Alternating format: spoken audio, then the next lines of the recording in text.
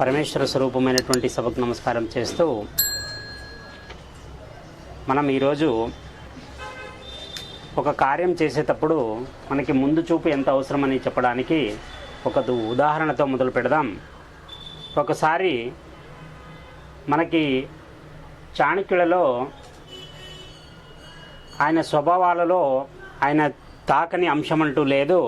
ఆయనకి 3 రకాల పేర్లు ఉన్నాయి. ఒకటి, చణకుడి కుమారుడైనందుకు గోత్రనామంతో చాణక్యుడిగా వెలుగొందినారు.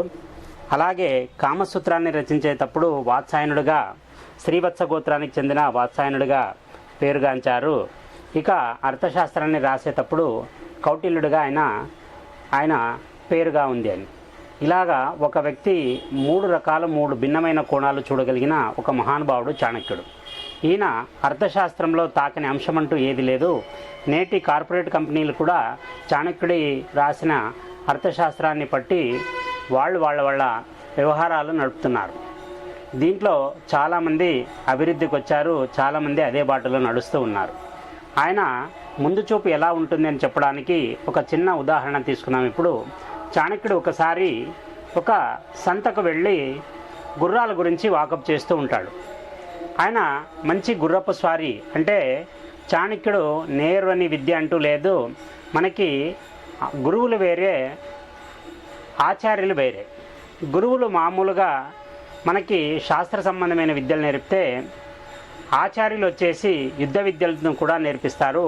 అలాంటి వాళ్ళని మనం ఆచార్యులు అని అంటాం. అంటే వాళ్ళు శాస్త్రంతో పాటు శస్త్ర విద్యను గురించి కూడా నేర్పే వాళ్ళని మనం ఆచార్యులు అంటాం. అలాగే చాణక్యుడు కూడా తక్షశిలలో ఒక యూనివర్సిటీ లాంటిది విశ్వవిద్యాలయంలో ఆయన ఒక ఆచార్యుడిగా పనిచేసేవాడు. అలాగ ఆయన పనిచేసేటప్పుడు ఒకసారి ఒక సంతకు వెళ్తాడు. ఆయన సంతకు వెళ్ళి గుర్రాన్ని తీసుకోవడానికి ఆయనకి గుర్రపు స్వారీ మీద మంచి పట్టు ఉంటుంది కాబట్టి మంచి జాతి గుర్రాన్ని వెతుక్కుంటూ వెళ్తాడు. అలాగా జాతి గుర్రాన్ని వెతుక్కుంటూ వెళ్ళినప్పుడు మంచి మేలు జాతి గుర్రాలు ఆయనకి చాలా సరసమైన ధరలకి వాళ్ళు చెప్పడం చూసి ఆశ్చర్యం అయిపోతుంది. ఇంత మేలు జాతి గుర్రాలు మామూలుగా అయితే మంగోలియా దేశం నుంచి వచ్చేవి. అప్పట్లో మనకి మంగోలియా నుంచి వచ్చే జాతులు ఇంత తక్కువ ధరకి ఎందుకు ఇస్తున్నారు వీళ్ళు అనే ఆలోచన ఆయనలో చాలా లోతుకి తీసుకెళ్తుంది. ఆయన అలాగా 1, 2 కాదు, ఆ అశ్వసంతలో ఎంత గుర్రాలు ఉన్నా అన్ని గుర్రాలని వాకప్ చేసుకుంటూ వస్తాడు. మేలు జాతి అని ఈయన ఊహించని విధంగా చాలా తక్కువ ధరకు వాళ్ళు చెప్పడం చూసి నీకు ఆశ్చర్యం అయిపోతుంది.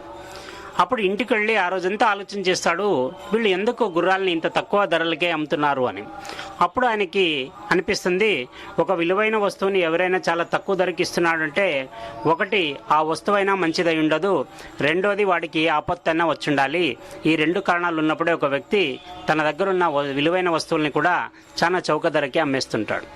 అక్కడ చూస్తే జాతులను బట్టి ఆయనకి మంచి అవగాహన ఉంటుంది కాబట్టి గుర్రాల గురించి, ఆ గుర్రాలు చాలా మేలు జాతి ఉంటాయి, అందులో ఏ అనుమానము లేదు.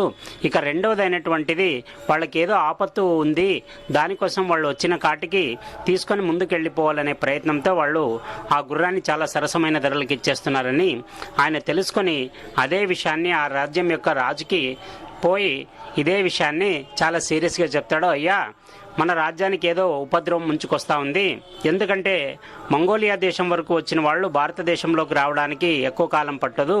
అక్కడ ఉండే మేలు వ్యాపారస్తులు వ్యాపారం చేసేవాళ్ళు, లేదా అక్కడ దొరికే మంచి ఏవైతే వస్తువులు ఉన్నాయో అవన్నీ చాలా చౌక ధరకి భారతదేశంలో అమ్ముతున్నారంటే వాళ్ళకి అక్కడ నిల్వ నీడ లేకుండా ఏదో జరుగుతూ ఉంది. అక్కడ వరకు ఒక శత్రువు వచ్చినాడంటే అక్కడి నుంచి మన భారతదేశంలోకి రావడానికి పెద్దగా సమయం పట్టదు. కాబట్టి మీరు ముందు చూపుతో ప్రయత్నం చేసి అక్కడి గూఢాచారాలను ఏర్పాటు చేసి వాళ్ళ ద్వారా తెలుసుకొని ఈ దేశానికి రక్షణ కల్పించండి అని ఆయన ఆ దేశపు యొక్క రాజుకి చెప్తాడు.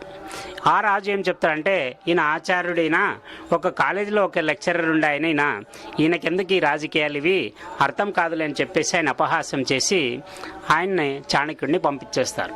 అది జరిగిన అతి కొద్ది కాలంలోనే అలెగ్జాండర్ అక్కడికి దండయాత్రకై వచ్చి ఏ రాజ్యానికైతే ఈయన చేతావని అంటే వార్నింగ్ ఇచ్చింటాడో చాణక్యుడు, అదే రాజ్యాన్ని అలెగ్జాండర్ కైవసం చేసుకుంటాడు.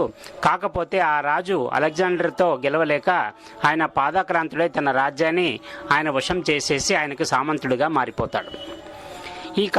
ఈ కథలోని మనకి ముఖ్యంగా తెలిసే నీతి ఏమంటే, ఏదైనా ఒకటి చాలా తక్కువకే వస్తూ ఉందంటే మనలో చాలామంది ఎగబడి కొంటూ ఉంటాం. మనం తక్కువ వచ్చేది ఏదైనా మనకి లాభం అవుతుందా లేదా అంతవరకే ఆలోచన చేస్తున్నాం. కానీ ఆ తక్కువ వచ్చిన అంశమే మమ్మల్ని ఎక్కడో ఒక దగ్గర ఇరికిస్తుందనే విషయాన్ని మనం గ్రహించలేకపోతాం.